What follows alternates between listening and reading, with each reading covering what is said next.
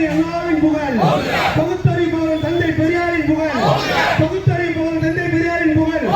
அண்ணா வழியில் ஆதிக்கப்பட்ட சமுதாயம் இந்திய திணிப்பை வன்முறை தவிர்த்து மாநில சுயாட்சி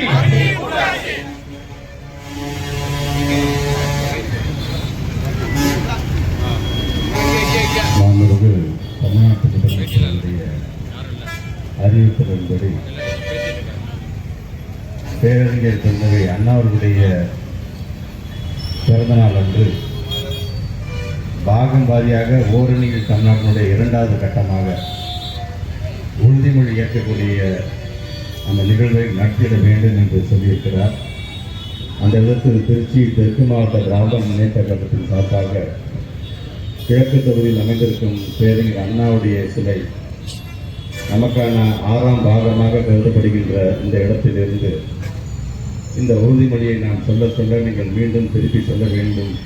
அந்த உறுதிமொழியை நீங்கள் ஏற்றுக்கொள்ள வேண்டும் என்று அன்போடு கேட்டுக்கொண்டு, நான் தமிழ்நாட்டின் நாடாளுமன்ற உறுப்பினர்களின் விகிதாசாரத்தை குறைக்கும் நியாயமற்ற தொகுதி மறுவரையைக்கு எதிராக போராடுவேன்.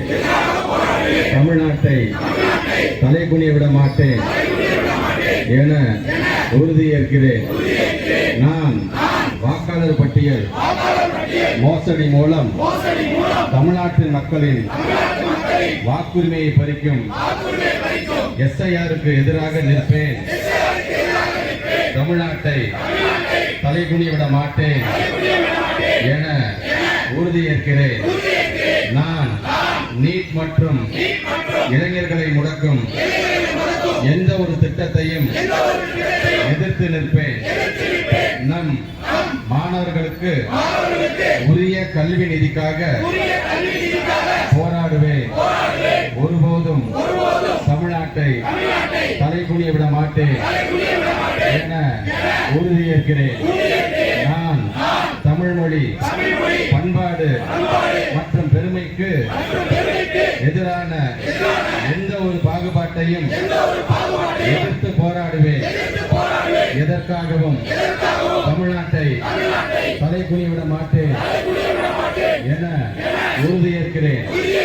நான் பெண்கள், விவசாயிகள், மீனவர்கள், நெசவாளர்கள், தொழிலாளர்கள் என ஒவ்வொரு உழைக்கும் வர்க்கத்தின் நலன்களையும் பாதுகாக்க தேவையான நிதிக்காக போராடுவேன். தமிழ்நாட்டை தலைகுனிய விட மாட்டேன் என உறுதியேற்கிறேன்.